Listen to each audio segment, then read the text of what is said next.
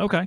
There actually is a question. Now that I look back here, R134A says, does Steven have a long-term update on the Bosch inverter systems he installed? We know we had mentioned that. I was like, are we going to talk about Bosch again? I was like, Bosch, Right. blah, blah, do you have any updates on the Bosch stuff? Bosch bad, Bosch good, Bosch better? What do you say? It's been sort of a non-issue since we've got our systems dialed in. Well, how'd you do that? That's news right there. Let's talk about well, that. Changed them out.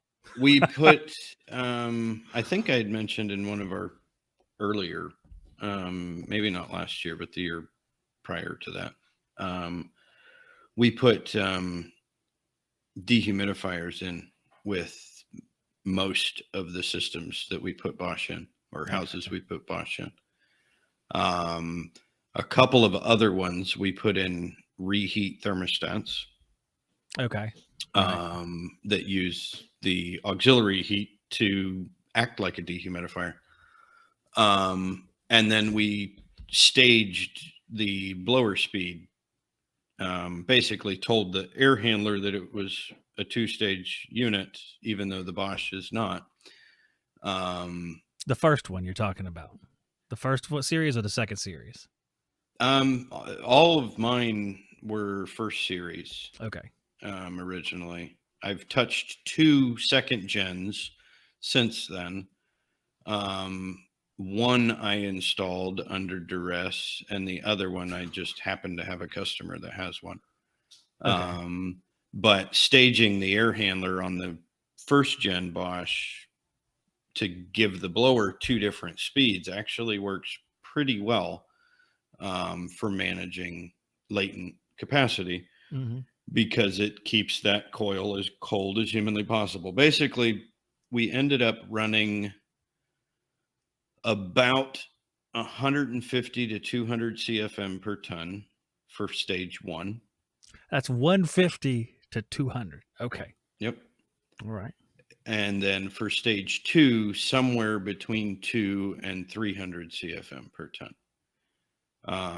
When I had originally set up the units, I had nailed airflow based on the capacity, like 1200 CFM for 3 tons, or, close without going over. And that turned out to be absolutely the wrong setup, because they sucked, or didn't suck. Hey, let me ask you something. All right, you start out at 1200, like a normal system would be like, and let's use that term loosely because it varies. Right. So 1200 CFM, 400 CFM per ton, but for Bosch you got to lower it down because you're taking that sensible capacity and you're transferring it to latent capacity and trying to find the sweet spot. Now, how difficult was it to try to find a sweet spot when you still have to bring the actual temperature down as well? So you have trouble getting the temperature down? No. Once you changed them? Okay. No, they've nailed temperature control just fine. Early on in our debacle, I had reached out to Bosch, and they had a field tech rep come out, and we went over this one house, and he said, set your airflow to 200 CFM per ton. And that was at the time pre 2-stage thermostat discussions, pre everything. He said, don't change any of the dip switches, set your airflow to 200 per ton. And I was like, well, that's ridiculous. But I did it because that's what he said needed to be done, despite not agreeing or understanding it. That's what I'm concerned about, how there's like the treatment for the issue. It's an afterthought is what it is. It's like, well, this thing don't work right, so here's what we have to do to it to try to make it work right. That's what it comes off as. And there's a plethora of advice in the chat about how to do it correctly. I found that once I zoned it and used the EWC board as the brain for the system to limit when it runs as far as staging, it does much better. Yeah. But it's almost like this brain outside needs another brain to tell it what to do, is what it seems like to me. Almost. Which is bad, because I'd that's just not what it rather is. put in my Trane XVs. Well, I think, yeah, what's funny is that there's a bunch of guys who are coming up with stuff and it all sounds really good. And then Ted pops in there and says, the 2.0 is great when you throw it in a dumpster. I thought that was funny. That's funny. But, I have made mine work. But, Yeah. With every cut of airflow, the capacity is lower and lower. With every minute you make it stay in first stage when it needs second stage. I mean, it's causing, it's long run times. It may be real long, like all day long, that sort of thing.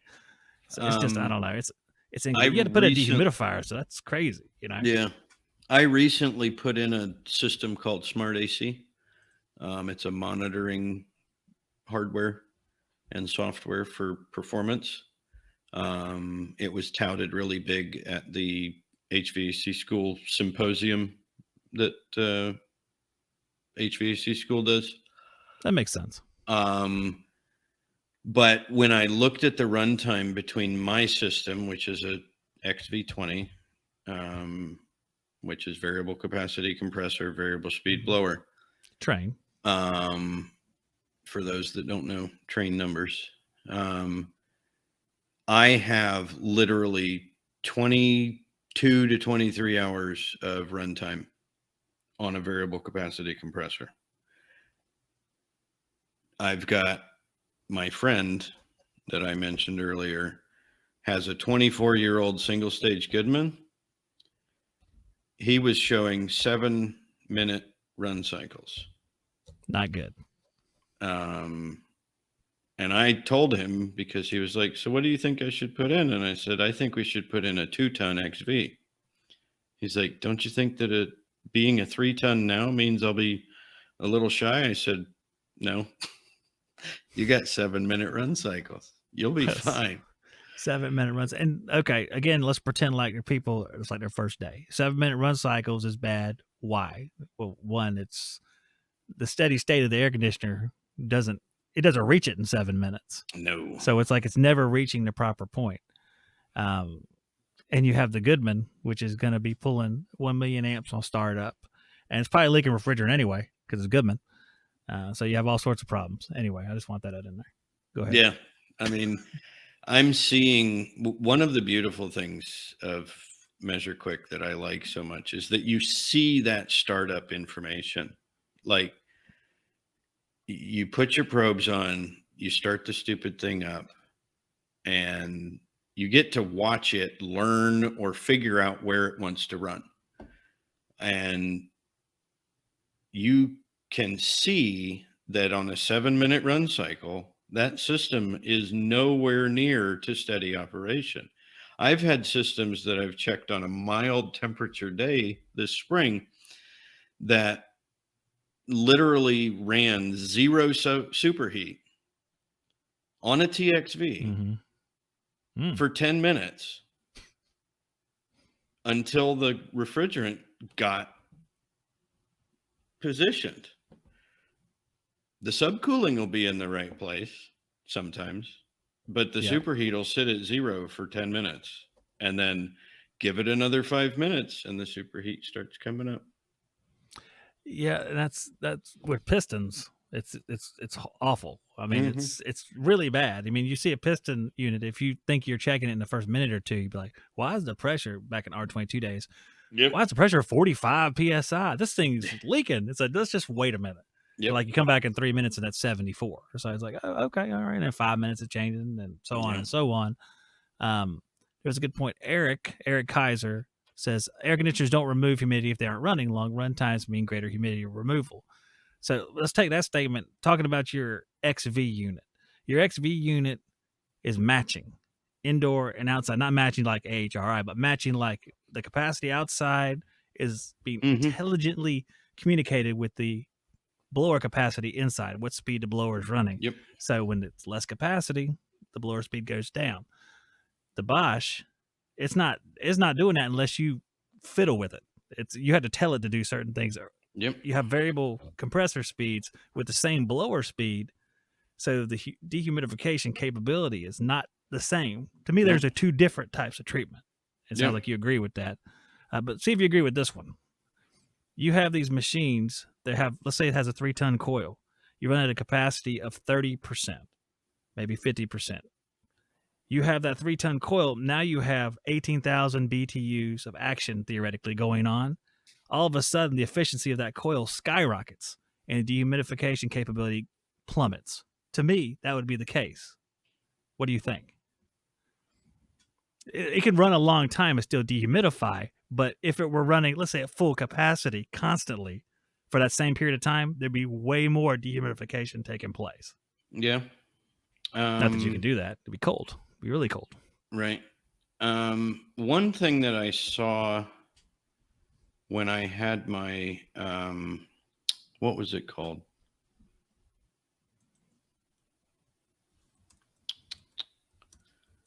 It's now Sensi Predict. I can't think of what it was called before, but it was a monitor for amps, volts, thermostat signals, line temperatures, and air temperatures. One thing that I noticed, I was watching my brother's Bosch, which I put in, which he's in Ohio. It's a totally different market. He never complained about humidity, but I don't know if he should have. But I watched the amperage on the Bosch because that amp monitor with the Sensi Predict Comfort Guard, that's what it was back in the day. On the Comfort Guard, you could watch inrush and you'd see 1 million amps theoretically on a standard system. But on the Bosch, you'd see a little startup amperage, and then over the run cycle, it would start off at like 3 or 4 amps, and then it would just creep up. And this is all 1.0, so they may have changed some of the algorithm in it, but it would literally start off low. And then depending on how long the thermostat called, it would gauge up until the call ended. And then, of course, it would shut down. And my thought process when I saw that was they're basically getting efficiency because they start at 9,000 BTUs regardless, because they have nothing to base it off of. There's no intelligence in the controls, the thermostat, or anything. You could have a literal stupid light switch on the wall to turn it on.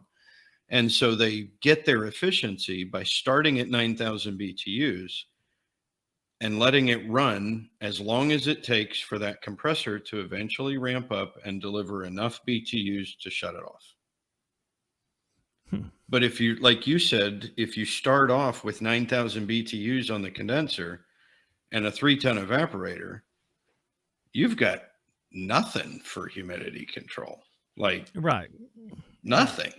Because the ratio of what the suction pressure and just the relation between the dew point and the apparatus, it changes so much. But that's why we have the, like your iManifold guy, the delta on the evaporator. If it gets lower, it's more efficient. It also sucks at dehumidifying in a normal environment like we would be in. So that was my concern with it. I mean, the delta's bound to shrink. Thus, it would be worse at dehumidifying. And it overcomes that in many cases by being running a long time.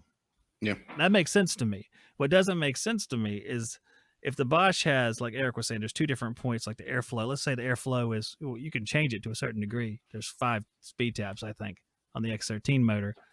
But even if you chose the lowest ones, that's 2 points at which it's going to deliver capacity based on those 2 airflow points. But your XV has, I don't know how many, but a lot more than that. Oh, yeah. So wouldn't the XV be a lot closer to matching what you need than the Bosch? I mean, the Bosch would be better than like a single stage unit. Sure. But nowhere near the XV. Yeah. That's how I imagine. I mean, I can't imagine the XV operating like my Bosch did the first summer. Right. That would suck. You'd have to have a really horrific install for an XV to act like a Bosch. You'd have to really booger some things. You can still oversize variable capacity because so one of the things that I've done with my business is think backwards of what I've always seen happen. If you have a 3.5 ton system and you want 2-stage or variable capacity, you have to go for an even ton, 3 or 4. Mm-hmm. In every situation where I have taken a 1/2 ton unit and dropped it down,